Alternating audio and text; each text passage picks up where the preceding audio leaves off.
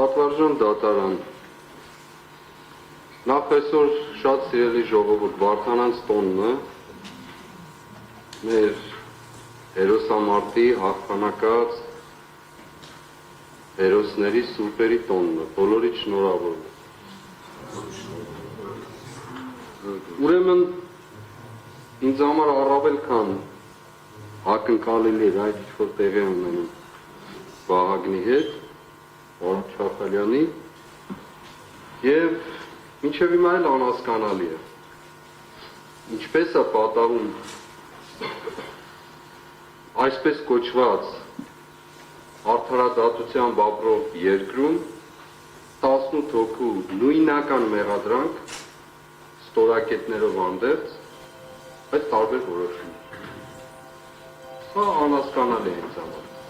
Եթե որևէ բանական մարդ կա, որ կարող է բացատրել եւ հասկացնել, ես պատրաստ եմ ներողություն խնդրելու։ Եթե պաշտպանները կարող են ինձ ցույց տալ գործերի, մեղադրանքների մեջ որևէ տարբերություն, անգամ կետադրական, խնդիր չկա։ Կընդունեմ։ Բայց չկա դա,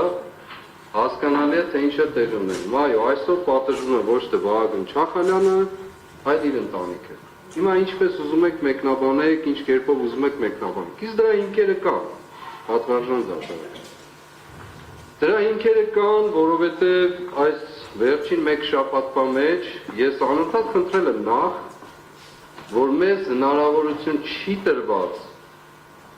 եւ մենք պաշտպանված չենք, ոչ մի կերպով պաշտպանված չենք։ Մարդիկ անմեղության կանխավարկածներ են խախտում, դատարանի վրայով են անցնում, կներեք, որ այդպես եմ ասում, դատական գործընթացի մեջ գտնվող գործի վերաբերյալ ուղղակի ուղղորդում, քիչ հետո կկարդամ, հրահանգավորում,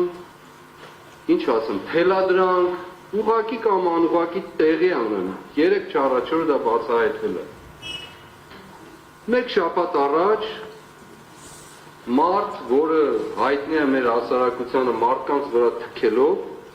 Մոսկվայում, այն նախորդը եվրոպական ատյանում, Ստրասբուրգում, սա Մոսկվայում, խոսում է այս դատական ընթացքի մասին, ասելով, որ նիստի մասն է, գործի մասին,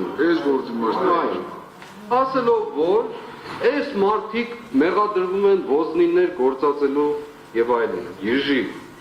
ոզնիներ գործածելու մեջ։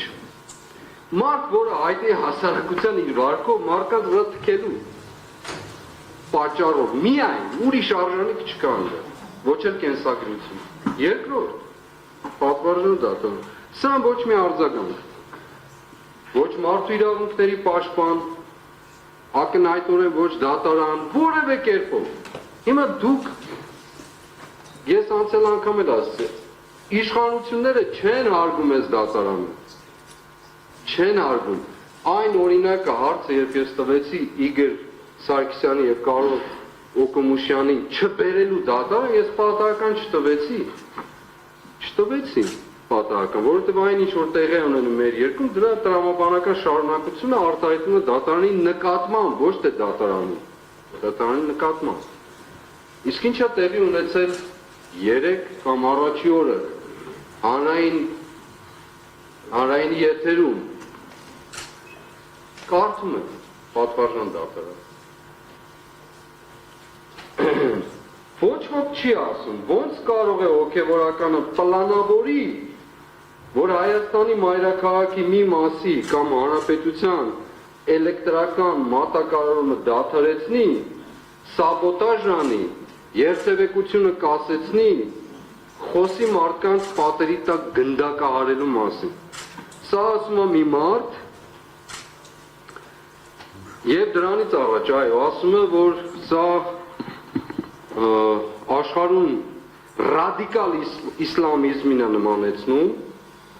եւ խոսում է հայ եկեղեցու մասին որպես օտար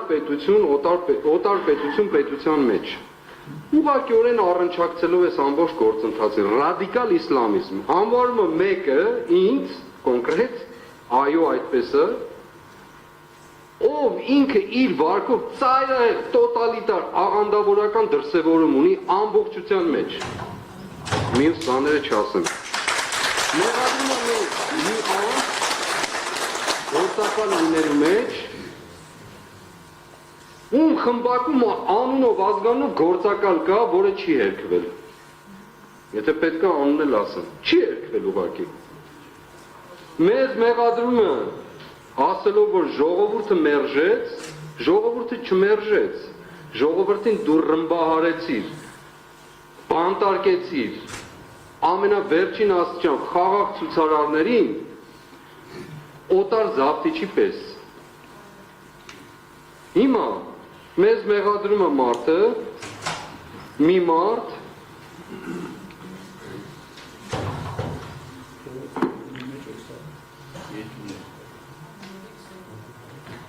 մի մարդը մեզ մեղադրում, ով Արցախը հանձնել, վաճառել, ով բազմաթիվ զոհերի, վիրավորների եւ անհայտ կորածների պատճառը դարձել, մի մարդ, ում պատճառով իմ երկիրը Հայաստան աշխարհը դարձել է էքսպերիմենտների օջախ, մի մարդ, ով սանձարձակությունն ունի բոլոր առումներով հայ եկեղեցու դեմ արշավի, մի մարդ, ում այս բոլորի համար պարգևավճարի են արժանացել Աբու Դաբիում, մի մարդ, որը պարգևավճարների պաշտամունք ունի։ Այս մարդն է մեղադրում։ Եվ սրան ոչ ոք չի արձագանքում, ոչ մի, ոչ էլ որևէ մեկը։ Փաստորեն մեր երկրում որևէ ձևով որևէ մեկի իրավունքը պաշտպանված չի, որևէ մեկի, ոչ անձնական, ոչ էլ հավաքական իմաստով։ Դա նորից եմ ես վերահաստատում։ Հիմա գամ հարցում անեմ, ռետորական հարցումս, գիտեմ, որ չեն էլ պատասխանել։ Հիմա սա միջամտություն է գործին, ուղղորդումը, հրահանգավորումը, թե կոնկրետ փաստ, կոնկրետ հոդվածի մասին է խոսել մարդը։ Կոնկրետ ռադիկալ իսլամիզմ ահաբեկչություն եւ մնացած հանգամանքներ, մարդկանց գնդակահարել։ Ես ամիսներ շարունակ ասում եմ, փաստեք, ինչի մասին է այդ մարդկանց գնդակահարելու մասին խոսակցությունը։ Բացարձակ լռություն, քար լռություն, հարգարժան մեղադրողներ իրենց հերթին ապացույցների բազայից չեն ուզում անգամ անդրադառնալ, որի մասին նաև շնորհակալ եմ մեր պաշտպանին հանցագործության մասին հաղորդումը ներկայացված, չգիտեմ կընդունեն վարույթ չեն ընդունի, դա էլ ուրիշ հարց։ Ամիսներ շարունակ ես պահանջում եմ, որ հրապարակային պատասխանեն գլխավոր դատախազ, քննչական կոմիտեի ղեկավար եւ այլն, բացարձակ քար լռություն եւ հանկարծ հոդված, ուղղակի հոդված։ Դուք ձևակերպեք ինչ է նշանակում այս բանաձևումը։ Հանրապետության էլեկտրական մատակարարում դադարեցում, սաբոտաժ, երթևեկության կասեցում, մարդկանց գնդակահարելու մասին, ռադիկալ իսլամիզմն էլ նվեր։ Հիմա ինչ ասած, հոդված չի։ Հայաստանի Հանրապետության թիվ 1 պաշտոնյան կամ երկրորդ գոնե ուղղորդողը ինքն է խոսում այս մասին։ Ով պիտի սրա ձեռը բռնի։ Պատվարժան դատարան։ Դուք մեզ ասում եք, այո, եւ իրավացի եք։ Շատ իրավացի եք, ասում եք, քաղաքական տեքստեր մի ասեք եւ այլն։ Եթե իրավական տեքստ չկա ասելու, ինչ տեքստ ասենք բա մեզ ով է պաշտպանելու։ Պաշտպանները գալիս են որևէ կերպով իրավաբանությանը տարածություն չունի իրենց անելիքները։ Մարդիկ կամ սոցիալական աշխատողի կարգավիճակում են, կամ էլ թե չէ ուղղակի քաղաքական տեքստերով ուզած-չուզած հանդես եկող։ Խնդրեցինք, աղաչեցինք, պաղատեցինք, ճակերտավոր ասած, որ այդ ապացուցողական բազայի մեջ ներկայացրեք այս հարցերը։ Բացարձակ ոչինչ։ Դրա համար էլ պատվարժան դատարան։ Այն մեկը գնում է Ստրասբուրգում է խոսում, այն մյուսը գնում է Մոսկվայում է խոսում, ընդ որում հիբրիդային պատերազմի մեջ մեղադրող Մոսկվային խոսում, այն մյուսը հանրայինի եթերով ուղղակի հոդվածն է կարդում։ Հիմա դուք ուզում եք ինձ ասել, որ ուրիշ կերպ է լինելու։ Ես շատ մեծ տարակույս ունեմ եւ Վահագն Չախալյանի այս դեպքն էլ դրա վկայություններից մեկն է։ Իսկ ինչ մնում է քննչական կոմիտեի ղեկավարը։ Դուք չպատասխանեցիք իմ հարցերին, չես էլ պատասխանել, այո, նա այլով եմ խոսում։ Դրա փոխարեն Թրաֆիկինգի ենթարկվող քննիչներին ուղարկում ես մարկանց տները, մտավորական մարկանց տները, գնալու զենք զինամթերք փնտրելու։ Եվ այո, հանցագործություն ես անում, դրա պատասխանը պիտի տաս դու։ Եվ դու եւ քո մնացած բոլոր թրաֆիկինգի մեջ գտնվողները։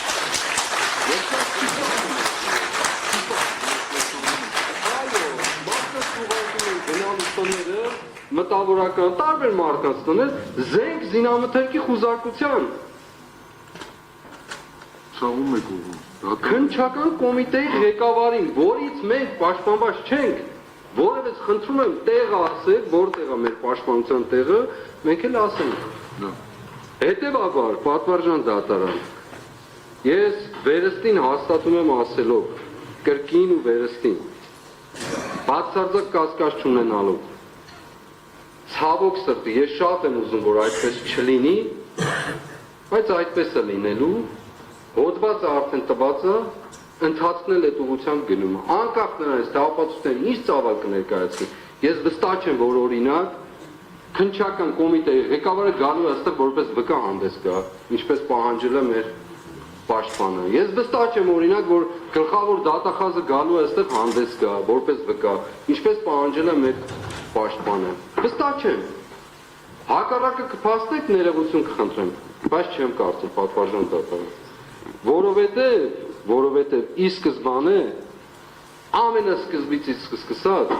այս գործը բացարձակ կապ չունի ոչ ահաբեկչության հետ, ոչ էլ ահաբեկիչների հետ։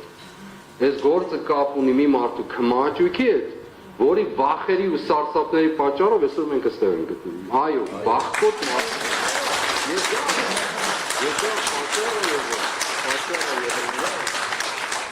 Որ մեր երկիրը այսօրվա հասնի, թե քաղաքական իմաստով զավթված իշխանությամբ, տապալած սահմանադրությամբ, բոլոր օրենքները խախտած, տասնյակներով ու հարյուրավորներով, թե կրթական, թե մնացած բոլոր ոլորտներով։ Պատվարժան դատարան, ես իմ հայտարարությունն արեցի, ասելիքն էլ ասեցի, մնացածը ձեր անելիքն։ Այս բանը կլսենք պաշտպան Խուդրանին